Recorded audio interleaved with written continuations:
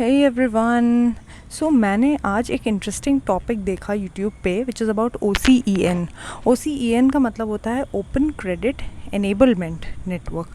मतलब कि ओपन एक वे में क्रेडिट यानी लोन प्रोवाइड किया जाएगा थ्रू अ नेटवर्क। एक नेटवर्क होगा जो डिजिटली बनाया गया है by the government of India. किसके लिए, किसके बेनिफिट के लिए? ये MSME यानी माइक्रो स्मॉल मीडियम एंटरप्राइजेस के लिए, जो इतने छोटे स्केल पे ऑपरेट करते हैं और अनऑर्गेनाइज्ड वे में होते हैं कभी कभी, कि उनको लोन मिलने में बहुत तकलीफ होती है। बैंक्स उनको लोन देना नहीं चाहते क्योंकि बैंक्स को लगता है यार ये आएंगे 10-15 हज़ार 5-6 लाख का लोन मांगने, फालतू उतने में तो हमारा प्रोसेसिंग चार्जेस लग जाएंगे, इतना मेहनत हमको लग जाएगी और उतना हमें इंटरेस्ट भी, इतने गरीब टाइप के हैं, इनको इंटरेस्ट भी इनसे इतना चार्ज करना पड़ेगा, फालतू बेचारों का लॉस ही हो जाएगा। ठीक है, तो बैंक भी और इनकी क्रेडिबिलिटी को भी बैंक ज़्यादा इंपॉर्टेंस नहीं देते थे पहले। ठीक है, तो इसलिए MSME बेचारों को लोन मिलने में बहुत तकलीफ़ होती थी। तो इस वजह से एक नया इंटरेस्टिंग चीज़ लाई है गवर्नमेंट ने और अब ये वर्क भी कर रही है। जैसे कि तुम और मैं नॉर्मल लोग UPI से कितना इजीली ट्रांजैक्शन कर लेते हैं, और जैसे होते हैं ट्रांजैक्शंस करने के पोस्ट पे वाले, जैसे पेटीएम पोस्ट पे या फिर लेज़ी पे एक होता है, मतलब आप पे बाद में कर देना, पे लेटर टाइप की चीज़ें जो होती हैं।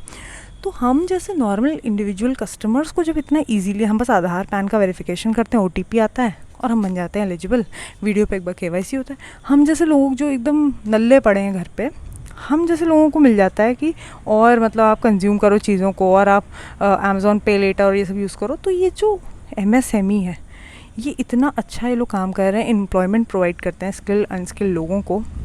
इनको क्यों नहीं क्रेडिट दिया जाए UPI के थ्रू? तो हमने, मतलब गवर्नमेंट ने इसलिए OCEN करके ये स्कीम लाया है जो कि बहुत बढ़िया है। ठीक है, एंड मैंने एक चीज़ और तुम लोग को बता दूँ, थिंक स्कूल करके एक चैनल है यूट्यूब पे, तो उससे मैंने उसको देखा एंड मुझे लगा वो इंग्लिश में थोड़ा सा टेक्निकल हो गए थे, तो मैंने सोचा क्यों ना मैं उसको ईजी लैंग्वेज में, क्योंकि हम लोग तुम लोग को कम्युनिकेट करूँ ईजी लैंग्वेज में, क्योंकि हम लोग जो प्रोफेशनल, हम लोग जो काम कर रहे हैं, हम लोग जिस फील्ड में हैं, तो MSME तो इट्स लाइक ये तो हमारी फील्ड का है ना, तो we should know about this thing, और इंटरेस्टिंग भी है। तो देखो सिर्फ 2 ही पेज का है, बहुत छोटा सा है। Let's start. सबसे पहले तो मैंने जैसे तुम्हें बता दिया, एक डिजिटल इंफ्रास्ट्रक्चर प्रोवाइड किया जाएगा ताकि इन्हें छोटा टिकट मतलब छोटे अमाउंट का भी क्रेडिट मिल जाए MSMEs को बिना दिक्कत के और जल्दी मिल जाए। ठीक है, और अब इसके लिए पहले हम देख लेते हैं MSME होता क्या है। तो ये इरेजर पे करके एक साइट है, उससे मैंने स्क्रीनशॉट लिया है, नीचे मैंने मेंशन कर दिया, तुम लोग भी रीड कर सकते हो। ये देखो, MSME का मतलब है माइक्रो स्मॉल मीडियम एंटरप्राइजेस, छोटे एंटरप्राइजेस। अब जो बड़े बड़े एंटरप्राइजेस होते हैं वो लिस्टेड हो जाते हैं स्टॉक एक्सचेंज पे, है ना, मेन बोर्ड या फिर जो दूसरा बोर्ड है उस पर वो लोग हो जाते हैं लिस्ट, तो वहाँ से पब्लिक से उनको फाइनेंस मिल जाता है। नहीं तो बैंक से भी उनको आराम से मिल जाएगा, क्योंकि उनको बड़ा बड़ा लोन चाहिए होता है। तो बैंक्स को भी पता है ये बड़ी मछली हाथ लगी है, बैंक को भी पता रहता है। ठीक है, NPA भी होगा तो बैंक को पता है कि इसके फंड मतलब इसके एसेट्स बेच के निकाल लेंगे। अभी MSME बेचारा छोटा सा है, एकदम जीव है, छोटा जीव। ठीक है, इससे क्या ही मिलेगा किसी को। और ये लोग छोटे से वेंडर्स होते हैं, लाइक पहले तो इनका मीनिंग देख लेते हैं, फिर मैं बताती हूँ इनकी स्टोरी। ठीक है, तो MSME ये होता है, और इनकी एक एक्ट है 2006 करके, पूरी रीड कर लो। बेसिकली MSME 2 टाइप के काम करती है, एक तो मैन्युफैक्चरिंग, दूसरा सर्विस। तो मैन्युफैक्चर करती है या production of goods in any industry, किसी भी इंडस्ट्री में हो सकती है, वीविंग में भी हो सकती है, या मैन्युफैक्चर कर रहा है कुछ हैंडीमेड, हैंडीक्राफ्ट या फिर फैब्रिक मैन्युफैक्चर, कुछ भी, लेकिन स्मॉल स्केल में हो रहा है। अब वो स्मॉल और मीडियम, माइक्रो स्मॉल और मीडियम को हम कैसे एक्सप्लेन करेंगे, या फिर कैसे पता चलेगा कोई माइक्रो है या कोई स्मॉल है? जैसे कि कंपनीज़ में हमें पता होता है कि स्मॉल कंपनी क्या है जब हम उसका टर्नओवर और पेड अप शेयर कैपिटल देख लेते हैं, है ना। उसी तरह से ये जो एंटरप्राइज है जो मैन्युफैक्चर कर रही हैं, सर्विस प्रोवाइड कर रही हैं, ये कब बन जाती हैं माइक्रो या स्मॉल या मीडियम, वो देखते हैं। माइक्रो कब बनेगा? जब उसमें इन्वेस्टमेंट, यानी वही पेड अप शेयर कैपिटल या इन्वेस्टमेंट 1 करोड़ तक की ही है और टर्नओवर बेचारे का 5 करोड़ से ऊपर नहीं है 1 साल का। ठीक है, छोटा है, माइक्रो है एकदम। उसी तरह से स्मॉल में 10 करोड़ तक का इन्वेस्टमेंट है लेकिन 50 करोड़ तक का उसका साल का टर्नओवर हो रहा है। मीडियम 50 करोड़ तक का इन्वेस्टमेंट है, 250 करोड़ से ज़्यादा नहीं हो रहा है टर्नओवर, तो उन्हें आप क्लासीफाई कर देंगे MSME में। ठीक है, और इनको MSME एक सर्टिफिकेट भी लेना होता है। ताकि इनको कुछ बेनिफिट जो होते हैं एमएसएमई को, टैक्स के बेनिफिट्स होते हैं, कंप्लायंस बेनिफिट्स, इनको मिल जाएँ, ठीक है। कर्टसी रेजर पे, ये मैंने उससे स्क्रीनशॉट डाउनलोड किए हैं, ठीक है। अब बहुत ही सिंपल वे में देख लेते हैं है क्या। तो एमएसएमई जो मैंने कहा छोटे मोटे से ये जो काम करते हैं, छोटे काम नहीं करते हैं, मतलब स्केल कम है, इनका स्केल छोटा है। ये भी वही प्रोडक्शन मैन्युफैक्चर कर रहे हैं जो बड़े बड़े कंपनीज इंडस्ट्रीज़ कर रहे हैं, जो टाटा स्टील कर रहा है, ये भी हो सकता है कर रहे हैं, बट बहुत छोटे से स्केल पे कर रहे हैं। आप इनका टर्नओवर देख के बता सकते हो। तो ये कंट्रीब्यूट कितना करता है, it contributes to India's 29% GDP, which is huge, ठीक है। तो इसको आप ऐसे ही नहीं सोच सकती कि अरे बकवास है, इसको क्या फाइनेंस की ज़रूरत है, इसको क्या लोन की ज़रूरत है ज़रूरत, बिकॉज ये GDP में अच्छा खासा प्रोवाइड कर रहे हैं अपना कंट्रीब्यूशन। 33% इंडिया के मैन्युफैक्चर में प्रोवाइड करते हैं एंड 48% तक का तो एक्सपोर्ट प्रोवाइड कर देते हैं एमएसएमई वाले, ठीक है। तो इनको कम मत समझना, बेसिकली ये बताया जा रहा है, और ये रिसेंट फैक्ट्स हैं, ठीक है। एमएसएमई एम्प्लॉयमेंट भी देता है over 10 crore people in India, जो स्किल्ड भी हैं और अनस्किल्ड भी हैं। तो ये तो बहुत ही बढ़िया बात है ना। किसी भी टाइप के आप छोटे जगह पे चले जाओ, वहाँ पे बड़ी बड़ी कंपनीज हो सकता ना हो, फैक्ट्रीज हो, लेकिन ये एमएसएमई जो सर्टिफिकेट लेके अपना छोटे स्केल पे काम प्रोवाइड करता है, तो ये over 10 crore people in India को प्रोवाइड कर रहा है यार, कितनी बढ़िया बात है। मतलब इसीलिए एमएसएमई को ग्रो होने की, एक्सपैंड करने की ज़रूरत है, उनको फाइनेंस की ज़रूरत है। तो फाइनेंस देने में कंजूसी मत करो, ये बोल रहे हैं बस। तो मोर देन 80% ऑफ एमएसएमई जो है do not receive formal finance. Formal finance मतलब जो भी ऑर्गेनाइज स्ट्रक्चर है जहाँ से आपको फाइनेंस मिल सकता है, जैसे कि बैंक हो गया, इनके लिए तो बैंक ही है ना। अब प्राइवेट इंडिविजुअल्स से, जैसे कि होते थे पहले ज़मींदार टाइप के लोग, लैंडलॉर्ड टाइप के लोग, उनसे आप मांग सकते हो, तो वो इनफॉर्मल हो जाएंगे, ठीक है। लेकिन वो लोग बड़े दुष्ट होते थे, तो वो लोग चीटिंग बहुत करते थे, बेसिकली बहुत गंदा गंदा इंटरेस्ट रेट चार्ज करते थे, और उनके तो खैर कोई टर्म्स एंड कंडीशन होते ही नहीं थे। इट वॉज लाइक लाला मेरे माँ के कंगन वापस कर दे तू टाइप्स, ठीक है। सो अब नेक्स्ट पॉइंट देखते हैं। तो ये सारे एमएसएमई को क्या प्रॉब्लम है, पहली चीज़ तो क्रेडिट या लोन गैप की प्रॉब्लम है एमएसएमई को, क्योंकि इनको 80% ऑफ एमएसएमई को फॉर्मल बैंक से फाइनेंस मिलता ही नहीं है। अब क्रेडिट का गैप, लोन का गैप क्यों आया वो देख लो।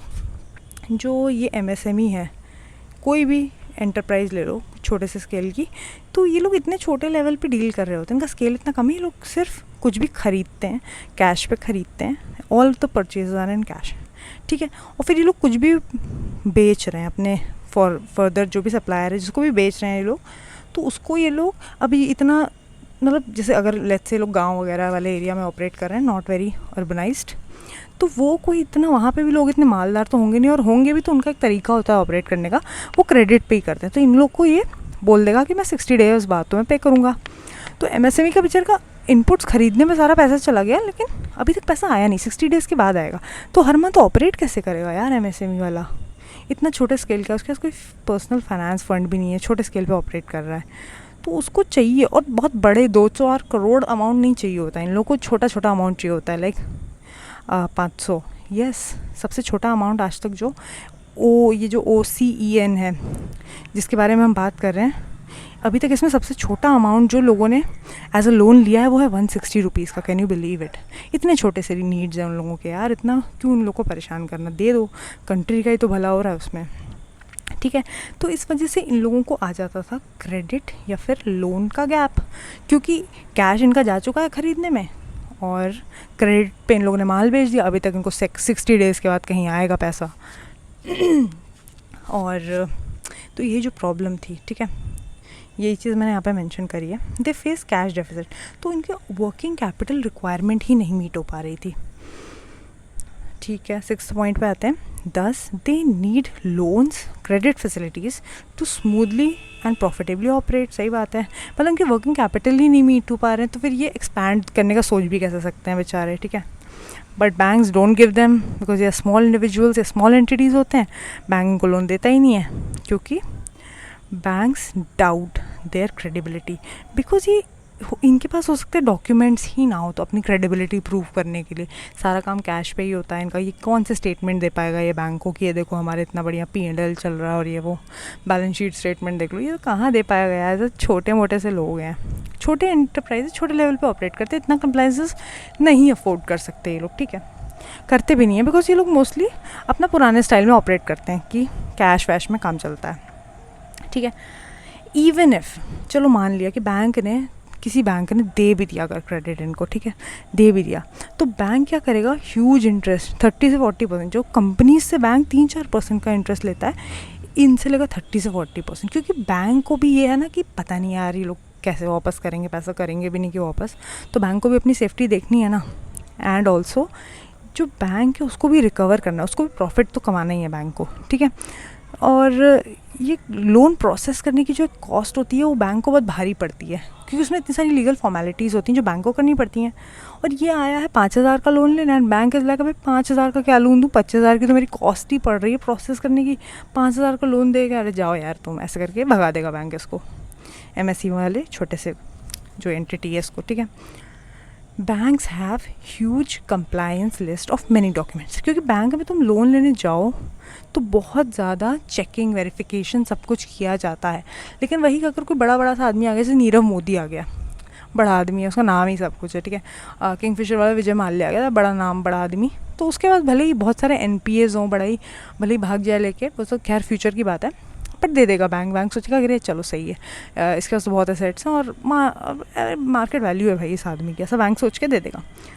तो बैंक के पास इतनी सारी कंप्लायंस लिस्ट होती है कि ये सारी चीज़ें करो, ये वाला फॉर्म लाओ, वो दिखाओ, ये सर्टिफिकेट दिखाओ, ये सारा फाइनेंशियल स्टेटमेंट्स, ITR दिखाओ, अपना GST रिटर्न दिखाओ, KYC करो, MSME सर्टिफिकेट, ये सारी चीज़ें करो। तो MSME वाला सोचेगा अरे यार मेरे को सिर्फ 10,000 रुपये चाहिए, तो उसके लिए मैं इतना क्या बवाल करूँ, इतना नहीं हो पाएगा मुझसे, क्योंकि उनके पास नहीं होता इतना डेटा, ठीक है। अब वो छोटा सा काम कर रहे हैं, हो सकता है पढ़े लिखे भी नहीं है, कैसे इतना डेटा बनाएंगे, और ना ही किसी प्रोफेशनल को वो लोग इंगेज कर सकते हैं, क्योंकि इतना महंगा पड़ेगा उनको प्रोफेशनल का काम, उसको पे ही नहीं कर पाएंगे, ठीक है। The small businesses find it difficult to provide all the data, सही बात है, डेटा ही नहीं प्रोवाइड कर पाएंगे, डिफ़िकल्ट है, because they mostly operate in a very unorganised way, and compliances भी उनके इतने कॉस्टली उनको पड़ेंगे। छोटा बिजनेस है यार, कैश में डील कर रहे हैं, छोटा सा अमाउंट चाहिए उसके लिए इतना बवाल। So even if MSME provide all चलो ठीक है, मान लिया MSME एक कोई आ गया, उसने सारे डॉक्यूमेंट्स दे भी दिए, ठीक है, लेकिन उसके बाद फिर बैंक क्या करता है, फिजिकल वेरिफिकेशन भी करने आएगा प्रेमिसेस में आके, कि ठीक है तुम यहाँ पे अपना मैन्युफैक्चरिंग कर रहे हो, चलो मैं देखेंगे आके, बैंक ऑफिसर आके चेक करेगा, तो वेरिफिकेशन में रिजेक्ट कर देगा, यार वो इतने छोटे स्केल का है, बैंक को भी उनकी क्रेडिबिलिटी पे डाउट है, ठीक है, तो बैंक रिजेक्ट कर देगा कि नहीं, तो पता नहीं तुम वापस भी कर पाओगे कि नहीं पैसे एंड ऑल दैट। सो चलो मान लिया कि अब ये स्टेप भी क्लियर कर लिया MSME वाले ने, उसने बैंक वेरिफिकेशन भी क्लियर कर लिया, बहुत बढ़िया, कंप्लायंसेस भी मेट हो गए। उसके बाद क्या होता है, बैंक फिर फाइनली इंटरेस्ट रेट डिसाइड करता है कि हम आपसे 10% या 20% जो भी है इंटरेस्ट रेट चार्ज करेंगे, आपने जो ये 50,000 की अमाउंट ली है इस पर आपका इतना रहेगा इंटरेस्ट, ऐसे करके कुछ भी ये डिसाइड करेगा। अभी ये सारी तो डिसाइड अभी ये सब हुआ है, ठीक है, फिर भी इनको क्या है, मंथली बेसिस पे MSME वालों को मंथली बेसिस पे कैश रिक्वायरमेंट्स होती हैं, है ना, क्योंकि इनका पैसा फंस जाता है, कैश में डील करते हैं, क्रेडिट में माल बेचते हैं, पैसा फंस गया है इनका। जब बैंक जो है उसको 1 से 6 महीने तो लग जाएंगे पूरा प्रोसेस कंप्लीट करने में, समझ रहे हो, तो फिर भी MSME अगर सारी कंप्लायंसेस भी पूरी कर लेगा तब भी इसका पर्पस, जो इसकी प्रॉब्लम वो नहीं सॉल्व कर पा रहा है बैंक, इनको तुरंत इंस्टेंट पैसे चाहिए, इंस्टेंट लोन चाहिए, तो इंस्टेंट लोन नहीं दे पा रहे हैं बैंक्स, तब भी इतने बवाल करने के बाद भी। और चलो मान लिया कि जल्दी से टाइम में अगर एप्लीकेशन प्रोसेस भी हो गया तो डिसबर्स करने में बहुत टाइम लगेगा बैंक को, क्योंकि बैंक की भी काफ़ी फॉर्मेलिटीज़ होती हैं, ठीक है। तो अब देखते हैं, अब मैं तुम्हें एक वो दिखाती हूँ कि ये सारी तुम्हें अब प्रॉब्लम्स और बैकग्राउंड समझ में आ चुका है, तो अब मैं तुम्हें दिखाऊंगी कि OCEN का इसमें क्या रोल है। OCEN का पहले तो फुल फॉर्म ओपन क्रेडिट, खुला क्रेडिट प्रोवाइड करो थ्रू अ नेटवर्क, एक नेटवर्क बनाओ, डिजिटल UPI को यूज़ करके एक नेटवर्क बनाओ जिससे इनको MSME को इंस्टेंटली लोन मिल जाए with in minutes, not even hours, ठीक है। अब देखते हैं कि OCEN वर्क कैसे करता है। ये देख लो, सिर्फ 3 लेयर्स में काम करता है, बहुत छोटा सा है। फिर मैं एक प्रोसेस भी दिखाती हूँ जो मैंने थिंक स्कूल से स्क्रीनशॉट लिया था, ठीक है। पहले क्या होता है, सबसे पहले जैसे हम लोग, तुमने Paytm पे अपना KYC कराया होगा, एकदम वही करना होता है इसमें भी। सो फर्स्ट ऑफ ऑल तुमको OCEN पे तुम्हारी आइडेंटिटी चेक करी जाएगी, उसके लिए पैन आधार वेरिफिकेशन होगा, फिज़िकल डॉक्यूमेंट सबमिट करने की कोई ज़रूरत नहीं है, अपना तुम वही डिजी लॉकर से कर सकते हो डायरेक्टली, या फ़ोटो खींच के भेज दो, जो भी है। तो हैसल फ्री एकदम प्रोसेस हो गया ये तुम्हारा। बस आधार और पैन लगा, और कोई फालतू के वो सब डॉक्यूमेंट्स लगे ही नहीं कि फाइनेंशियल्स दिखाओ, बैलेंस शीट दिखाओ, जीएसटी रिटर्न दिखाओ, ये सब कुछ नहीं दिखाना पड़ा तुमको, है ना। बस पैन आधार से तुम्हारा काम हो गया, तुम्हारी आइडेंटिटी हमने मार्क कर ली इससे, ठीक है। नेक्स्ट लेयर जो होती है OCEN में, वो है पेमेंट।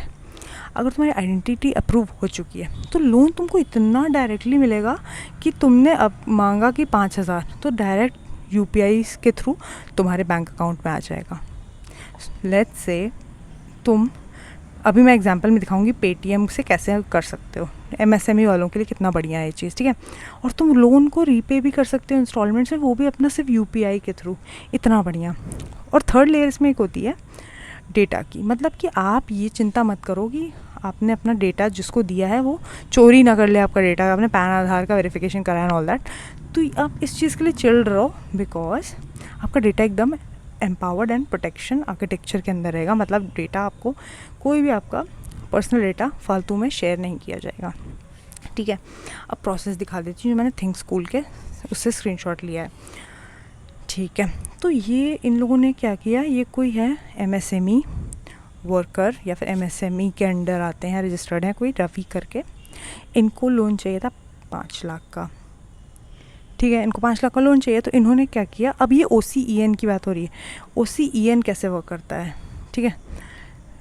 OCEN के पहले तो भाई बैंक का चक्कर रहता था, नहीं तो कहीं से लोन यहाँ से मांगा वहाँ से मांगा करके घर वालों से लोन मांगा एंड ऑल दैट। अब ये OCEN में क्या हो रहा है, रवि को 5 लाख का लोन चाहिए, तो गए अपने पेटीएम के ऐप पे, जो सर्विस प्रोवाइड करता है ये वाली UPI वाली, ठीक है। पेटीएम के ऐप पे गए और उन्होंने बोला कि मेरे को 5 लाख का लोन चाहिए। तो अब क्या होगा, पेटीएम के साथ टाई अप है, ये सब बैंक्स हैं, इनका टाई अप है पेटीएम के साथ। तो कौन से बैंक्स हैं, HDFC हो गया, ICICI हो गया, IDFC हो गया। तो ये लोग अब अपना अपना कोटेशंस देंगे कि ठीक है, ये लोग कोटेशंस देंगे का मतलब ये लोग पेटीएम को बताएंगे कि ठीक है, ये लोग, इस आदमी का KYC है तुम्हारे साथ, मतलब ये आदमी जेन्युइन होगा, आइडेंटिटी इसकी वेरीफाई होगी एंड एवरीथिंग, ठीक है। मैं 8% लोन पे दूंगा, मैं 7% लोन पे, और ये बोल रहा है कि मैं 3% लोन पे दूंगा, बहुत बढ़िया। तो अब रवि के पास चॉइसेस आ गई हैं कि इनमें से कोई भी वो चूज़ कर सकता है, ठीक है। ऑल्सो एक अकाउंट एग्रीगेटर रहता है बीच में, उसका क्या काम होता है, रवि ने क्या किया, DEPA, वही जो मैंने कहा था ना, data empowerment and protection architecture, DEPA जो है वो अपना सारा, रवि यानी जो भी MSME वाले हैं उनका सारा पैन आधार सारी डिटेल्स को अपना डेटा बैंक में रखता है और ध्यान रखता है कि कोई उसका डेटा चोरी ना कर सके। तो ये यहाँ पे इन लोगों को बता देता है बैंक्स को कि ये जेन्युइन बंदा है, इसको दे दो। तो बैंक्स अपना कोड कर देते हैं, पेटीएम वाला इसको बता देता है, और इनमें से ये किसी को भी चूज़ कर सकता है। That's how easy it is, with in minutes इसको मिल जाएंगे जितना भी इसको लोन चाहिए, ठीक है। अब बस ख़त्म, मैं तुमको बस बेनिफिट्स दिखाती हूँ इसके। ये देखो डेटा शोज़, अब OCEN यूज़ होना स्टार्ट हो चुका है, ठीक है। डेटा क्या शो कर रहा है, that OCEN is already given out loans from 160 rupees to 10 lakh. सोचो इतनी रेंज का लोन दिया है, 160 तक का लोन मांगा है लोगों ने इस पर, और उनको विद इन मिनट्स डिस्बर्स भी हो गया है लोन। बिकॉज आपने बस आपका आधार पैन देना, काम ख़त्म, कोई डॉक्यूमेंटेशन कुछ बवाल ही नहीं करना, विद इन मिनट्स आपका जो भी कैश की प्रॉब्लम थी सब ख़त्म, ठीक है। कैश का गैप जो डेफिसिट था आपको, क्रेडिट डेफिसिट, सब ख़त्म प्रॉब्लम्स, ठीक है। अब इससे OCEN यूज़ करने से MSME को क्या फ़ायदा है वो देखते हैं। More working capital requirements are met, सही बात है। आपको जैसे वर्किंग कैपिटल चाहिए तुरंत आप अपने पेटीएम ऐप पे गए या फिर GPay पे गए, किसी भी UPI पे गए, आपका हो गया काम, ठीक है। हैसल फ्री बिजनेस ऑपरेशन, आपको बिजनेस ऑपरेट करने में कोई दिक्कत नहीं, लोन लिया 1 मिनट में, लोन को रीपेमेंट किया 1 मिनट के अंदर, तुरंत काम ख़त्म, ठीक है। हैसल फ्री एकदम। और विद टाइम अगर आप इसको यूज़ भी करते रहेंगे, MSME की बात हो रही है, तो आपकी क्रेडिट वर्दिनेस बढ़ेगी एंड आप इतना अच्छे से एस्टैब्लिश हो जाओगे that you can expand your business, right. Then MSME can sustain in bad business seasons very easily. Bad business का मतलब जैसे कोविड आ गया या सीजनल मतलब प्रॉब्लम चल रही है, कोई स्ट्राइक्स कुछ भी चल रहा है, तब भी ये ऑपरेट कर सकते हैं क्योंकि वर्किंग कैपिटल की प्रॉब्लम ही नहीं होगी ना, तुरंत UPI से ले लेंगे ये लोग, यानी जितना भी चाहिए होगा, and ultimately their contribution will benefit India. इसमें अल्टीमेटली है किसका फ़ायदा, इंडिया का फ़ायदा। So this was all about OCEN, credit enablement network, ऐसा एक डिजिटल प्लेटफॉर्म बना दिया गया है यूपीआई को यूज़ करते हुए। यूपीआई को यूज़ करते हुए एमएसएमई तुरंत लोन ले सकता है, रीपेमेंट कर सकता है। कि छोटा सा लोन रिक्वायरमेंट होता है ना, एमएसएमई को छोटा सा अमाउंट चाहिए, करोड़ों 100-200 करोड़ नहीं चाहिए होते हैं, 100-200 रुपये हो सकता है चाहिए हो इतना तो दे ही सकता है ना कोई। एंड बैंक्स के लिए भी बढ़िया है, अब उनको भी एक मतलब सर्विस प्रोवाइड करने के लिए वाइडर अपना मिल गए हैं लोग एमएसएमई वाले। एंड बैंक्स को भी इसमें कॉस्ट नहीं पड़ती है, क्योंकि बिकॉज ऑफ डीईपी है वो बीच में एक एज अ डेटा एग्रीगेटर आ चुका है। So I hope this video was helpful. मैंने इसको इंग्लिश में देखा एंड समझा, मैं सोचा तुम लोग को बहुत ही ईजी लैंग्वेज में सिंप्लीफाइड टर्म्स में एकदम बताऊँ। एंड अगर वीडियो पसंद आया तो लाइक शेयर एंड सब्सक्राइब ज़रूर कर देना, because it will support me. And अगर कुछ और भी टॉपिक्स को जानना हो ईजी लैंग्वेज में, so let me know. Thank you so much.